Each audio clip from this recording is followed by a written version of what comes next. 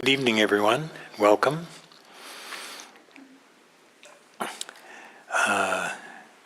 Last week, Diana asked if I would fill in for her this week as she's away. And I thought what I'd talk about tonight, I'd leverage off the talk that she gave last week. And for those of you who heard it, she talked about how we can bring the quality of curiosity to our mindfulness practice. Sometimes mindfulness can seem, a little bit too, you can become a little bit too rigid in the way that you observe your experience, maybe a little too clinical or a little detached. So curiosity is maybe a supplement to some of our ideas of what mindfulness really is.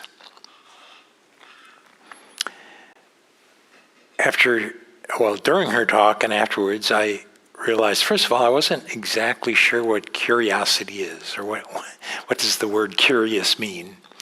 So I went, as anyone would do these days, I went onto the internet to look at some online dictionaries, several, mostly newer ones, but some actually from, I think, Webster's dictionary from sometime in the 19th century. Some of the phrases that I came across for curious were eager to learn or know something, strange or unusual, desire to investigate and learn, curious, exciting attention as strange, novel, or unexpected, strongly desirous to see what is novel or discover what is not known, eager to know, inquisitive, desirous of seeing. What I got from that, so I was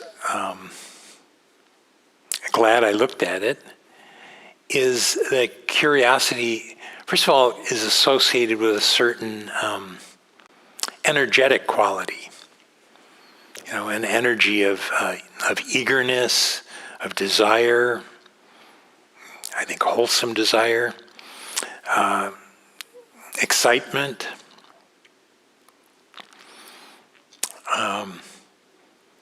a real active engagement with what we're looking at, not a detached, clinical, kind of cold way of investigating our experience, but really a way of engaging with it with a certain amount of vitality.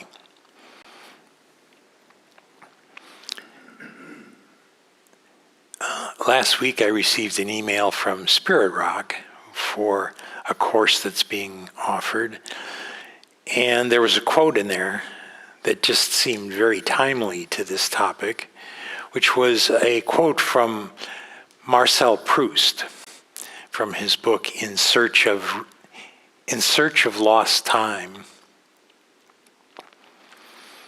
And the quote is, "The real voyage of discovery consists not in seeking new landscapes, but in having new eyes." And I realized how applicable that was at times for my practice, where the notion of new landscapes, I want my experience to be different. I want it to be more wowie-zowie than it is, some maybe bordering on psychedelic, or visions and out-of-body experience. I think those things can happen. I've heard it said. But really what's being pointed here is, how do we see what's already happening as though we've never seen it before, with new eyes?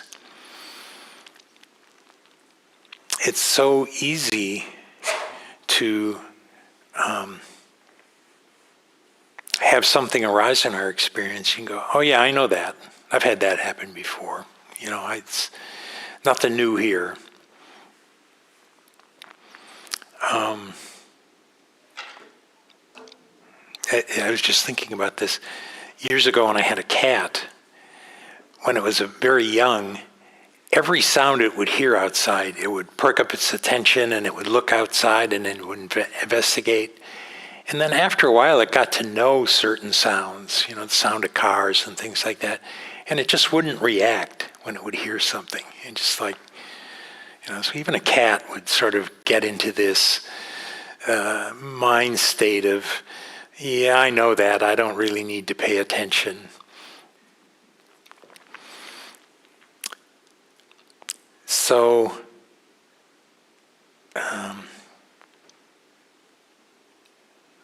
part of the process then is how can we willingly drop our sense of knowing and going into a sense of, I think someone here last week said beginner's mind, a don't know mind.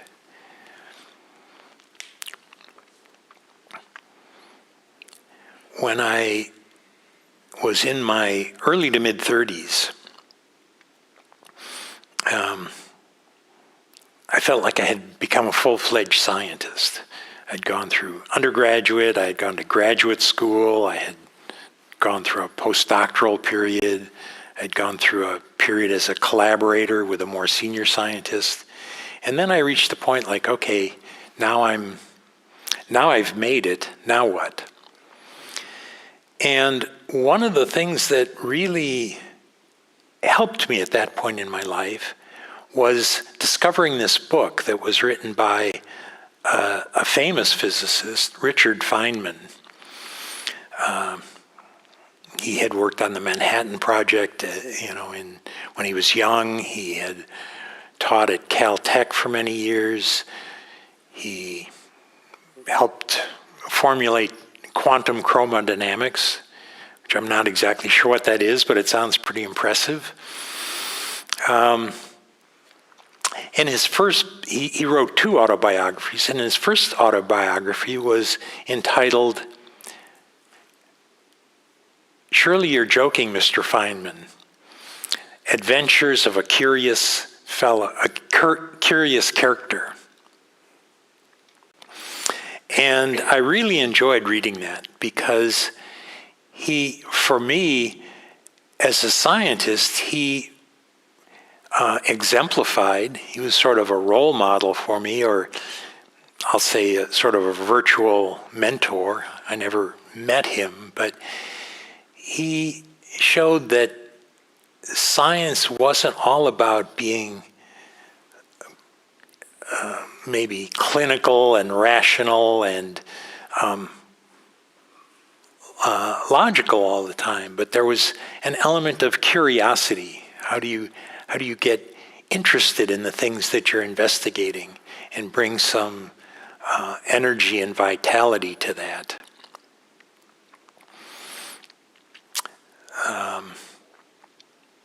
He also brought his curiosity to the Challenger accident in the early 80s. He was on the committee that investigated why that happened. And he was really the one that wanted to get beyond just sort of the standard script of like, how do we bury this under a huge report. And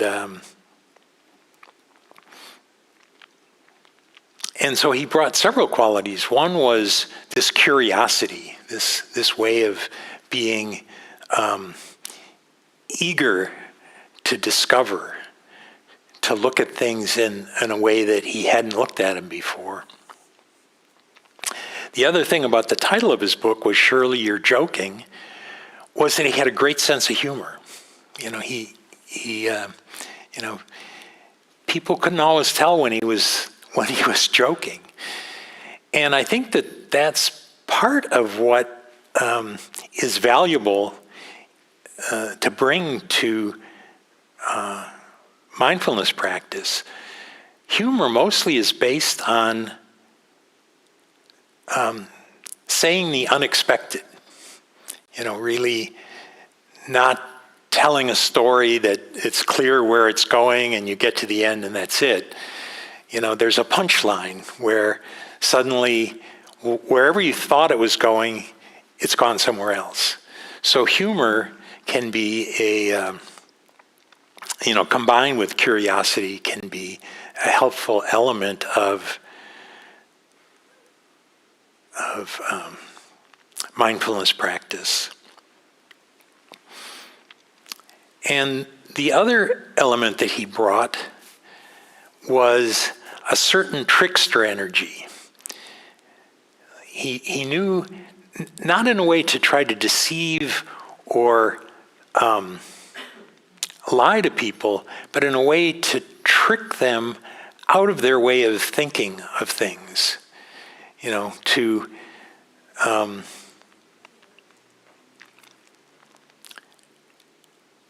trick them out of the sense of knowing what's going on. And so I was very fortunate to be able to find his book and read it,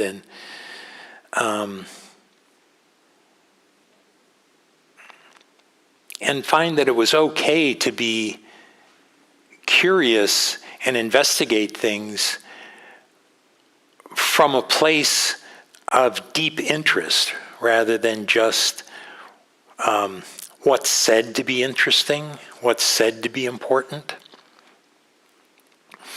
And so I think all of those qualities we can bring to our mindfulness practice as well. At the end of Diana's talk last week, where she had her own description of bringing curiosity,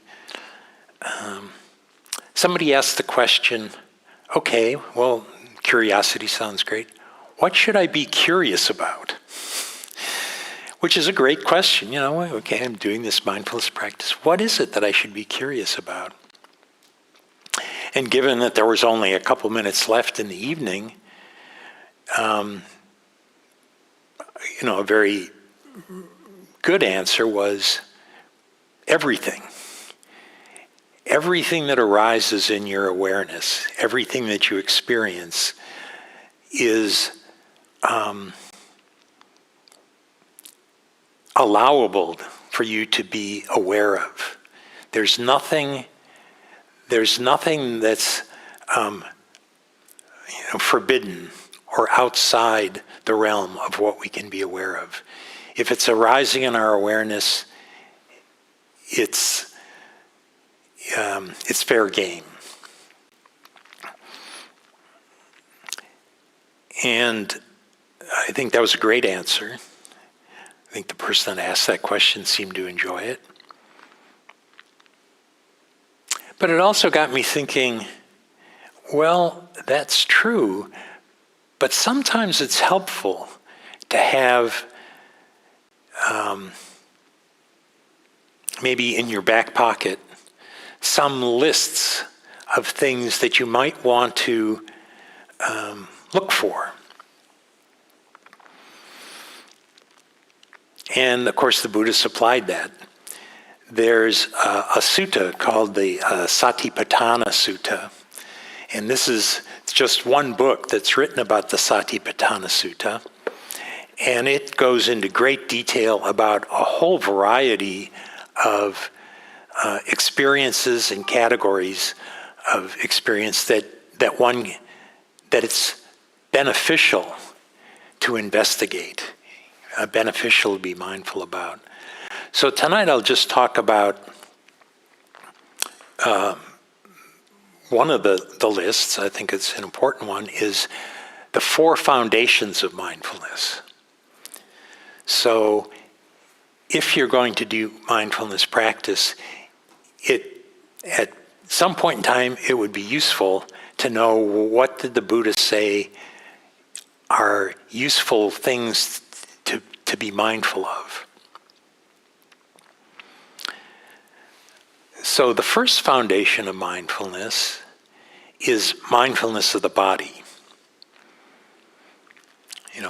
Being mindful of all of the sensation and experience and characteristics of the body. And you may say, I know the body. I've had this body, it's clicking along fine. Nothing new to see here. So you may want to challenge that belief or that tendency, and both in meditation, in formal meditation, and also in daily life practice, to pay attention to bodily experience. Decide, okay, on this sitting, I'm going to pay attention to what arises in the body. One of the first bodily experiences that is often pointed to or taught in introductory mindfulness meditation is mindfulness of breathing, of the breathing experience. And often you're directed to paying attention to where in the body the breathing sensations are most predominant. How do they change with time?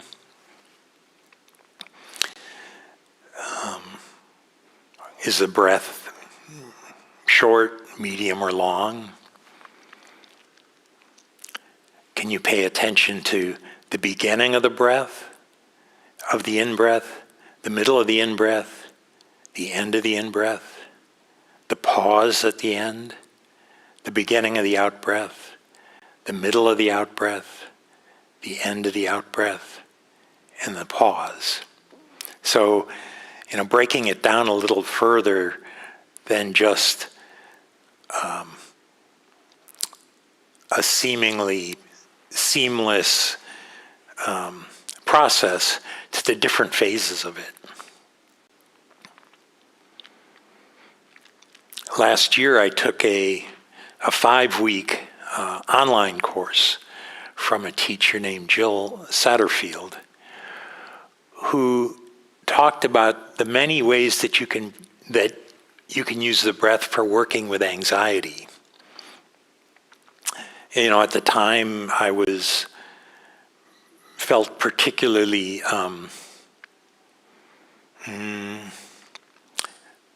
anxiety was a big experience at the time for me. And over the years, she had studied with a number of Tibetan teachers, and she described over the course of this 5 weeks many of the ways in which different ways you can be curious about the breath, how you can actually manipulate it in certain ways, to bring attention to different parts of the body.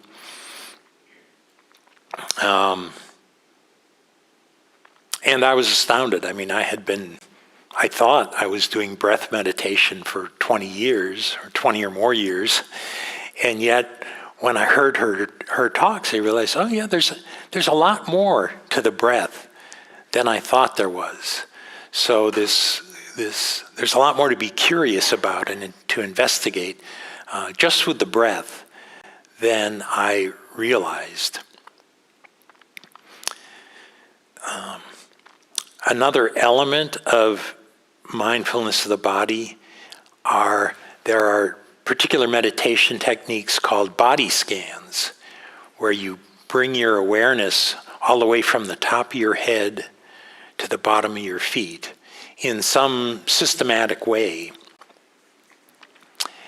and just tune in to all of the different sensations that you can feel, in your scalp, in your face, all the way through the body. The first time I was guided through a body scan meditation, I think we spent 45 minutes just getting from the top of the head to the bottom of the feet. And, I recognized that there were some parts of the body where I could feel a lot of sensation, and some where it seemed like I just couldn't feel anything. But it got me more in touch with my body just by doing that kind of investigation. So,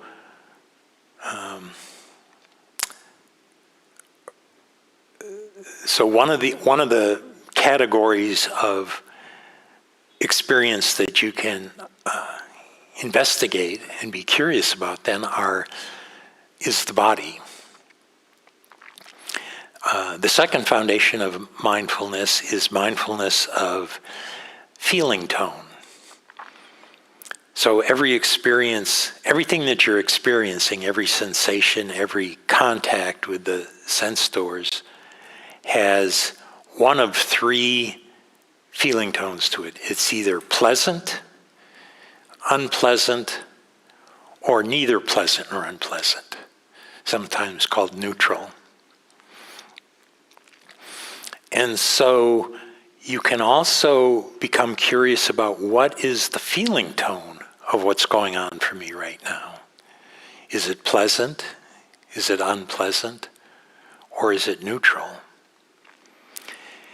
And there's a value, it's just not some, idle curiosity.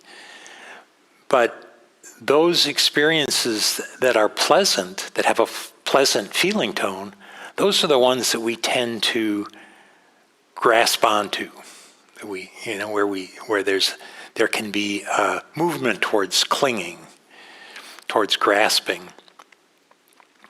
And so by just noting the pleasant feeling tone of an experience, we may be less inclined to grasp to it.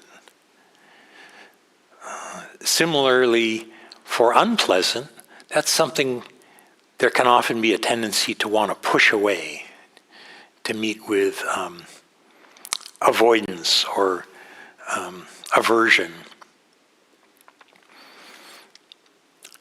And again, if we can see the unpleasant nature, then we might find that we don't, although there may be a tendency to want to push it away, we don't have to.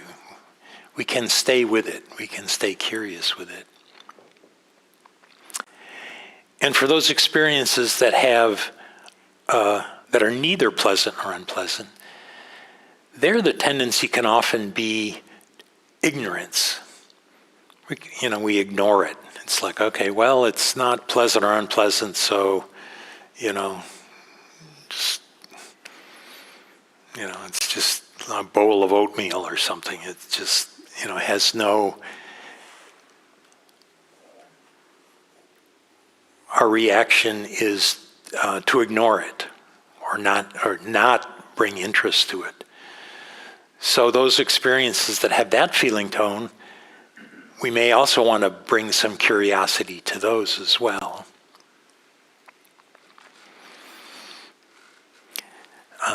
The third foundation of mindfulness that the Buddha described in the Satipatthana Sutta was mindfulness of mind states. In modern language, sometimes that's like, what's the mood of the mind right now? Is it sharp or is it dull? Is it focused or is it kind of diffuse? Is it contented or is it dissatisfied? Is it calm or is it agitated? Those are some of the classical descriptions of mind states. You may, if you get curious about the state of your mind, just, what's the state of my mind right now? One of the ones that I'm familiar with is grumpy Jim. Every once in a while, I know that there's a kind of a grumpiness, a propensity towards, just, and I have one friend who I've told this to, and, she's actually told me, well, I kind of like grumpy Jim. It's just kind of okay to admit that that's what's the state of the mind right now.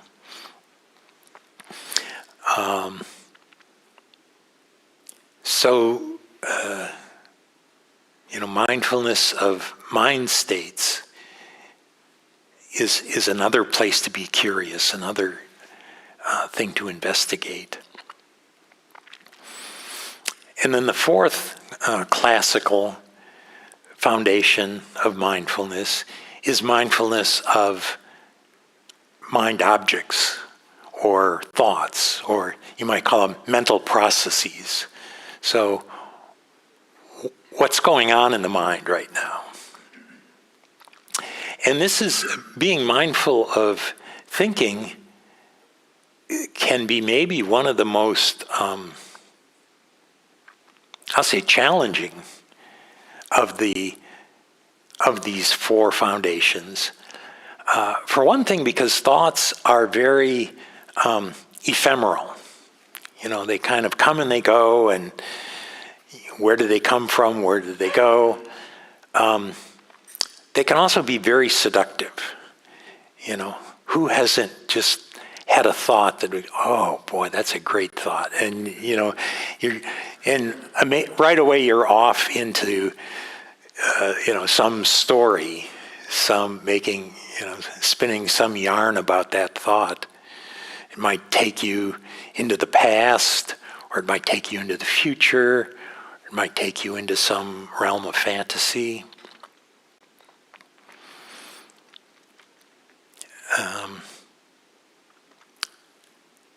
But it's definitely worthwhile at times to explore and bring some curiosity to what am I thinking about, and also to the transition when you're mindful, when your mindfulness is strong and you're alert, and then suddenly you've drifted off into thinking. Can you notice that drift? Can you notice the transition going out of the active mindfulness? And can you notice the transition coming back to being mindful? That's something I was only... somebody was describing to me recently, and so I'm planning to do a retreat on the teaching of what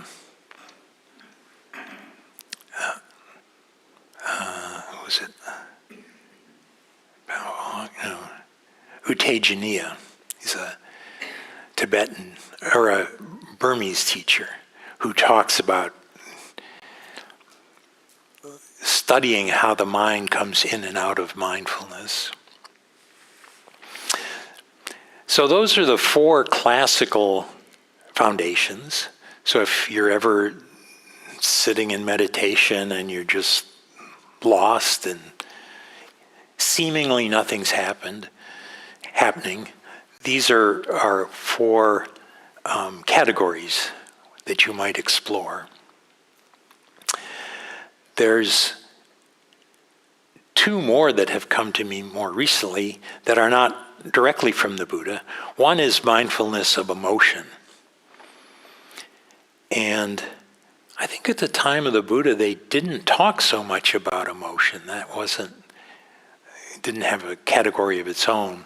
But emotions are made up of all four of these foundations, right? An emotion has a bodily component to it.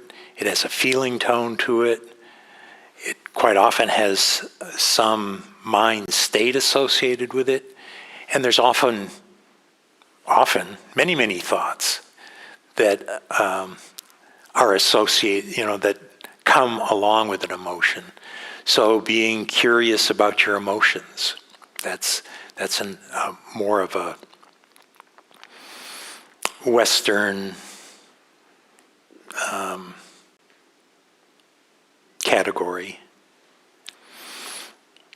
And then the other category that I think is very aligned with these are being mindful and curious about our inner psychology. I think particularly in the West, we become very fascinated by the psychological processes that go on inside. And the way in which we identify with those. We develop an identity around these psychological processes. So they too are worth investigating, bringing some curiosity to.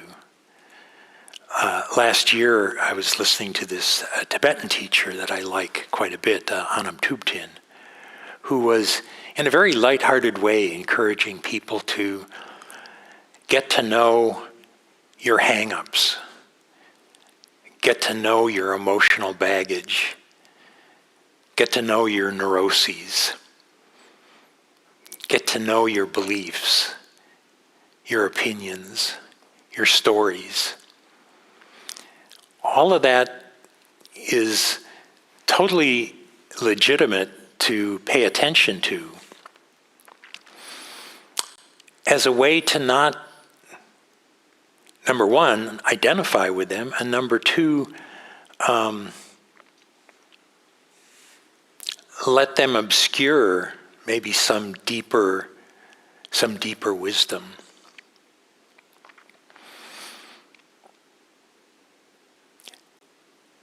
So hopefully, this will give you some ideas of what might be useful to be mindful of, to be curious about, to investigate.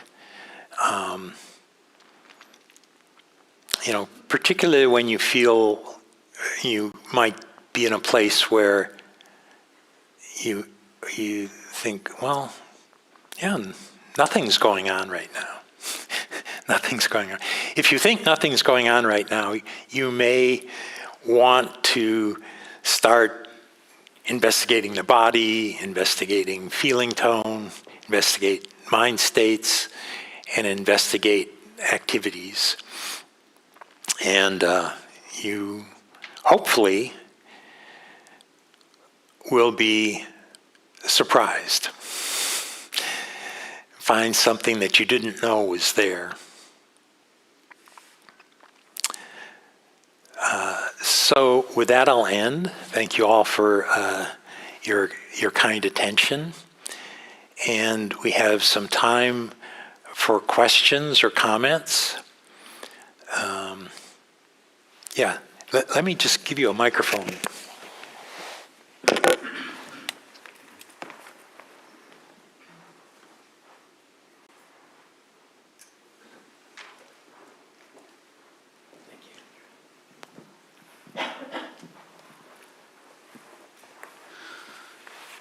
Thank you for your talk. Would you be so kind as to repeat the 4 foundations again, the main categories? Okay, let me just get hooked up here. Yeah, so the four foundations of mindfulness are mindfulness of the body, so mindfulness of bodily sensations, mindfulness of feeling tone, the pleasant, unpleasant, or neutral quality of an experience. Mindfulness of mind states. What is the mood of the mind at the moment? And the fourth one is mindfulness of mental activities. What are the thoughts, the stories, and all of the things that are going on in the mind. So, thank you for your question.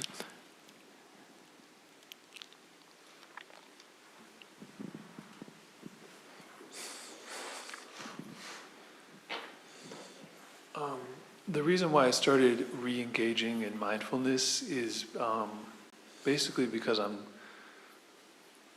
I struggle with life. I struggle with, depression, anxiety, but just feeling comfortable being me. So I've practiced mindfulness or meditation on and off over the years, and trying to re-engage to, I guess, in a way, disconnect from the negative thoughts, or, according to last week and this week, come to it with a sense of curiosity rather than, buying into it every time. Mm-hmm. Can you sort of speak to how to be curious about it rather than hold on to the feeling of it, or live in the feeling and be more disconnected from it? Well, thank you. That's a wonderful question. My first disclaimer is, I'm not a psychologist. So what I'm saying maybe is what comes from my own experience. One of the things that there's a psychologist that sometimes teaches here said, anything that you resist persists. So if you say, I'm not going to be depressed, I'm not going to be depressed, I'm not going to be depressed, that resistance to it may prevent it from changing.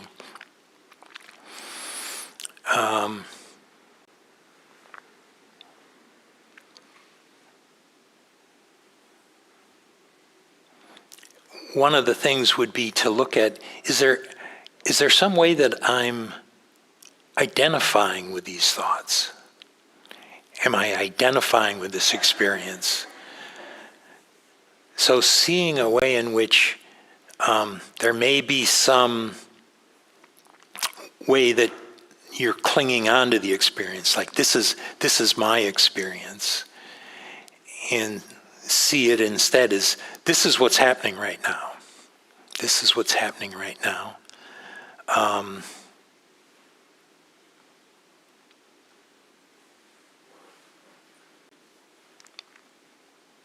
So I don't have to push it away, but I also don't have to feed it. I don't have to feed it and say, and just the noticing of it, sometimes that can be enough. Back around 1990, I had the opportunity to hear Ram Dass give a talk in Berkeley. And he was a psychology professor at Harvard, along with Timothy Leary. And he both worked as a therapist, and he also went through therapy himself. And he said, in all of his time in therapy, he doesn't think he cured a single neurosis. But he said, but what changed was his relationship. They went from being big, horrible monsters to these little friendly, gelatinous characters called shmoos from the Little Abner cartoons. I don't know if anyone knows Little Abner anymore, but that his relationship to that changed, so that it wasn't like they ever went away, but by allowing them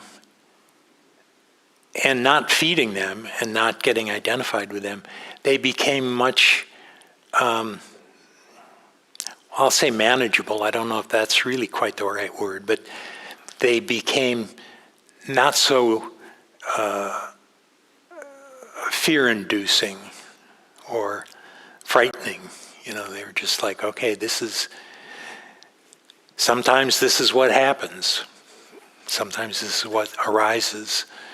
And can I recognize it and notice its changing nature? Notice that it isn't a solid thing, that it has a impermanent quality to it. So that's what I would offer to you. And for some things, mindfulness can be helpful, and it can also be helpful to have an ally, like a trained psychotherapist or somebody can help with seeing and learning to be with the experience. So hopefully that'll helpful. Yeah. Great.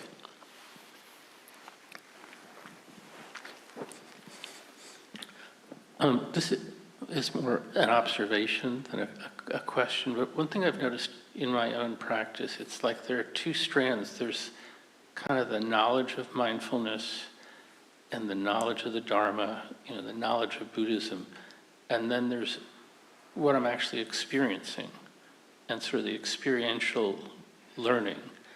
And I find that the knowledge part is sort of easy, and the experiential part is very, I would say, maybe uneven, but it just follows its own path. And there are times when I have these breakthroughs, and then there are long periods where it may even seem stagnant. But I don't know, it's just sort of an observation about, I guess, bringing it back to the Four Foundations, that you can sort of carry around these ideas in your head and be sort of thinking about them and trying to observe them. But then, I went on a retreat in December, and it just really moved it back to the experiential level. I don't know, just... Yeah. One of the phrases that I remember hearing from Gil is, if you have a choice between the ideal and the actual, go with the actual. The teachings of the Buddha, at some point, you might go, oh, yeah, I get that. Now I get it. But you can't kind of force yourself to believe. It's often said that there's kind of three levels of learning. One is hearing and reading about it. Then the next level down is thinking about it. Like, oh yeah, how does this work in my life? And then the deepest level of learning is having the direct experience.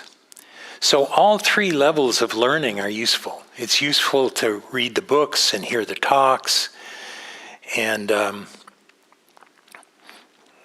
talk to other people about it.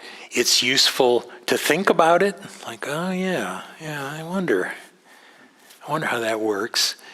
And then with practice, like you were saying, being on retreat, you can reach that third level of learning of actually experiencing. So, but I don't think that you can just choose which level you're going to be at any given moment. You just, as Diana liked to say, you do as best you can.